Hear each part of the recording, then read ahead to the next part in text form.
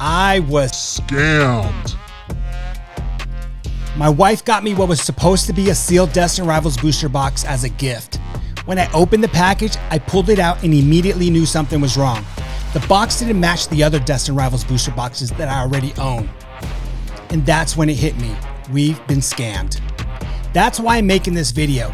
Counterfeit Pokemon products are everywhere, and if you don't know what to look for, you could drop hundreds if not thousands of dollars on cardboard that isn't even real.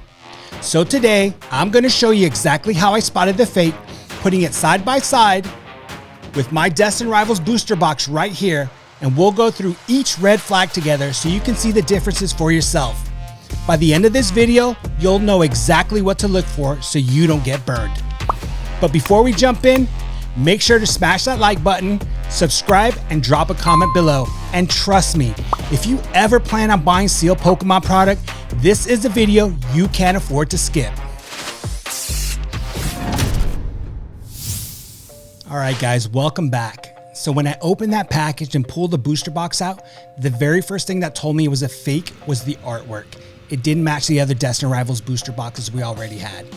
Pokemon doesn't make alternate artwork for their booster boxes. Every official release has one set design. The fake box in my hands looked different, and that was the immediate giveaway.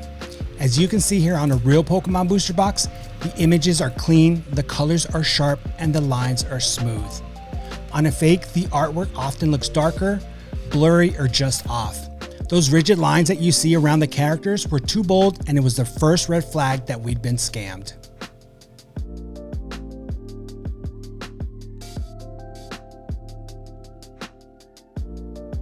And take a look at the bottom right here. I don't know if you could see it, but you see how it looks like it hasn't been put together by a machine. It looks like it was put together by just a human. Look how it looks. It looks so off right there. You see that? It's just not clean. Like they put the box together and it's not clean at all. And look at the actual, it looks clean. Super clean, right? So that's another thing to look for.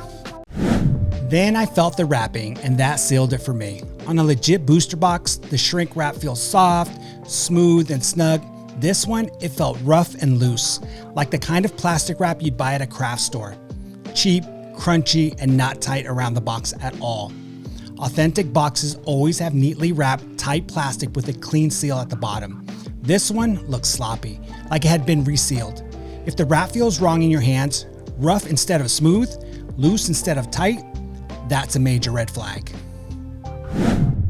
Fonts don't lie. Real boxes have crisp, consistent text. Counterfeits almost always slip up here. Sometimes it's the font size or spacing, sometimes it's just flat out spelling mistakes. This fake box even spelled Ireland wrong. It said Erdland.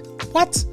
Think about that. A multi-billion-dollar company like Pokemon is not going to make typos on their packaging. If you see one, you're holding a fake.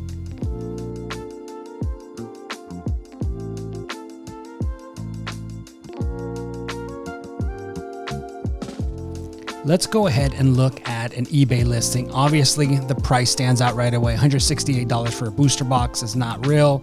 But look at the artwork, completely different from the one I was showing you from the actual booster box. And let's move down and look at the back of the booster box. The back of the booster box basically says exactly what I was just showing you. It literally says Erdland on there. It's supposed to say Ireland, but they still have not fixed that. It says Erdland. This one's sneaky, but important. The Pokeballs printed on the shrink wrap. On a real booster box, the Pokeballs are bigger, slightly gray, and evenly spaced. On fakes, they're too white, too clean, and sometimes even look like clip art.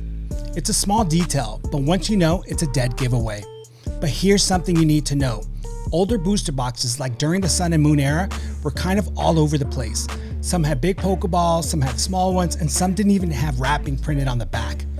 So if you're looking at an older box, don't freak out if the Pokeballs look inconsistent. What I'm describing here mainly applies to modern boxes, where the printing is much more standardized.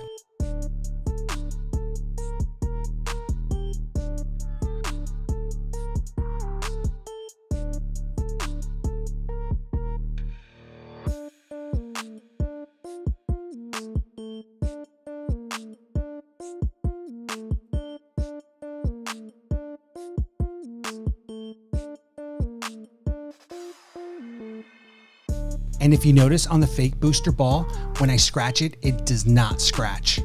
But if I scratch the paint on the real booster, it actually comes off.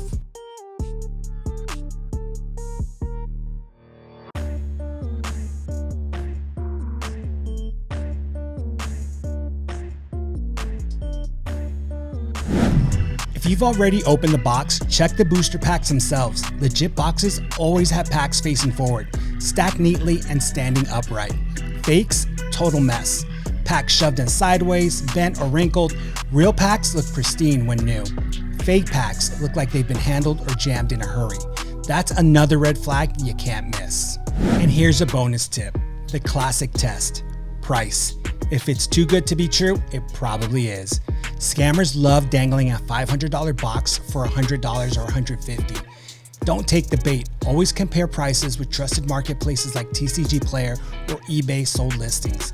If a deal looks way out of line, you already know the answer. So here's the bottom line. Don't let scammers ruin this hobby for you. Always check the artwork, the wrapping, the fonts, the Poké Balls, the packs, and of course the price. If you're buying online through places like eBay or TCG Player, always ask for clear photos of the product before you buy. Look those photos over carefully, and when your package arrives, compare it to the pictures and to official product images.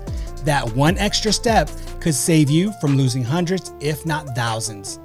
And while I've given you several tips today, remember, none of this is foolproof. Do your own due diligence, research your sellers, and always inspect your boxes closely. If this video helped you, hit that like button, subscribe to the channel, and drop a comment with your own experience. Have you ever been scammed by a fake Pokemon product? Let's talk about it in the comments. And finally, share this video with a friend or in your Pokemon group. You never know who might need this advice before making their next big purchase. Thanks for watching, and I'll see you on the next one.